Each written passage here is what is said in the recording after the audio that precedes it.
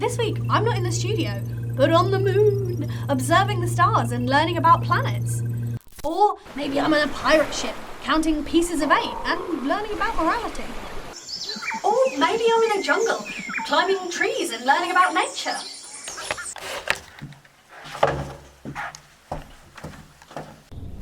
Or maybe I'm just in the garden, spinning round and round and round until I feel dizzy. So much learning, and no physical outcome.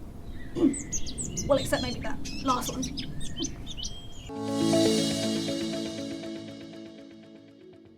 Hi, I'm Julia. I'm a level 3 qualified practitioner and an early education editor here at Family. This week, we're talking about why the early years can be a little preoccupied with adult-led activities, where the outcome has to be a product, and how this can sometimes take over from the learning. The production lines of cards for Mother's Day, chicks for Easter, and ornaments for Christmas.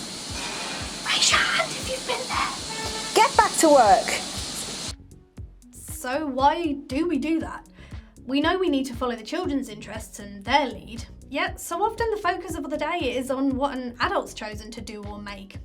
So, here's 3 things to think about when you're thinking about adult-led activities with a physical outcome. First of all, why plan an activity for the children where they have to make a specific thing? Well, there are great reasons to plan adult-led activities where you end up with a product. We spoke to Michelle Barrett, the head teacher of Vanessa Nursery School, about how they build up from adult-led activities with a specific outcome to child-led activities with the same outcome to support the learning. She explained, "We think cooking for children is really important because of the amount of learning that happens when you cook. But children don't know how to make cake or biscuits, so it needs to be an adult-led activity. It starts with the adult teaching a range of recipes, but then as the children's learning develops, they can come into nursery and say, I'm going to make biscuits today. I know the ingredients are there, I have my picture card recipe, I know I can make it and leave it on the side, and someone will put it in the oven for me." Also, there are lots of pedagogies where children engage in meaningful work. So often, but not always, they're adult-led and there will be a set outcome. We spoke to Hannah and Jenny from D&S Valley Nursery, and they explained that the children at their setting actually help prepare their lunch each day, which of course is adult-led and has, at least hopefully, a set outcome. Hannah explains, "We don't set up activities here that are just activities. We have a family philosophy, and if the children were at home, parents wouldn't set up activities for the children. You just involve them as you're living your life and doing the things you have to do. For example, we don't have Play-Doh, but the children will help to bake bread, which provides the same sensory experience, but in a real way." Wasn't this episode supposed to be about not planning loads of adult-led activities just for the outcome? Yes, but maker this or maker that activities are the bread and butter of early years activity inspiration. And we'd know. But the important thing to think about is why we plan this way. Why is it that this type of very adult-led activity is so often seen as the default? Planning an activity or experience should be about the learning and the process, not solely to achieve an end product. Sure, some of these makes are lovely for parents to take home, but that shouldn't be all it's about. And parents know. If their child is more interested in experimenting with throwing felt tips out of the window to see how long it takes them to hit the ground, than actually drawing with them, they'll know that that beautifully decorated Christmas bauble probably wasn't their child's work. And parents would rather their child was doing something they enjoyed. If a parent gets a decorated egg knowing that the paintbrush was forced into their child's hand and they hated every second of painting it, it takes the sheen off the gift. So we can never teach the children to make something again? Of course you can.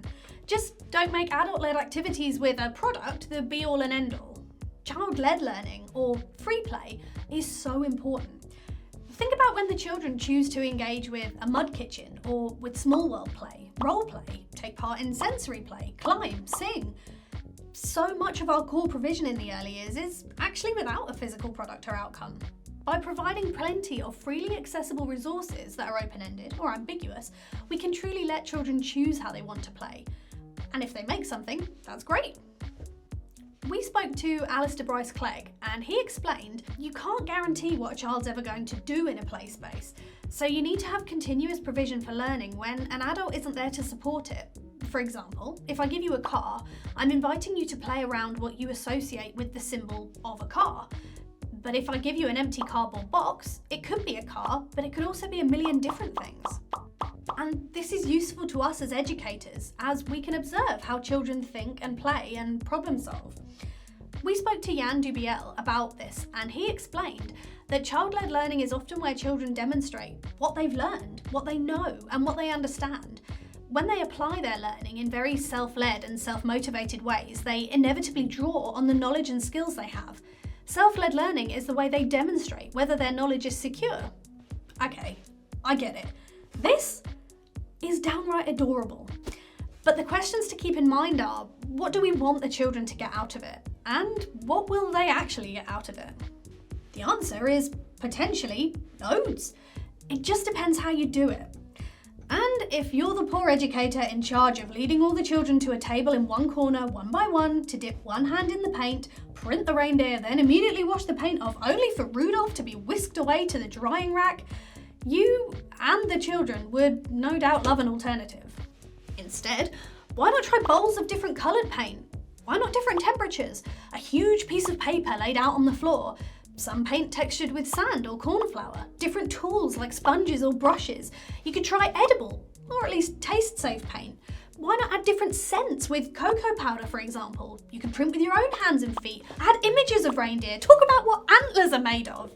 And even if you don't get the handprint you want, share a photo or a video of all the fun the children had instead. There are plenty of ways to share what an amazing time the children had. So, tell us what you think in the comments down below. And for more early years content and practice inspiration, you can sign up to the family newsletter, written by me, down below. Bye!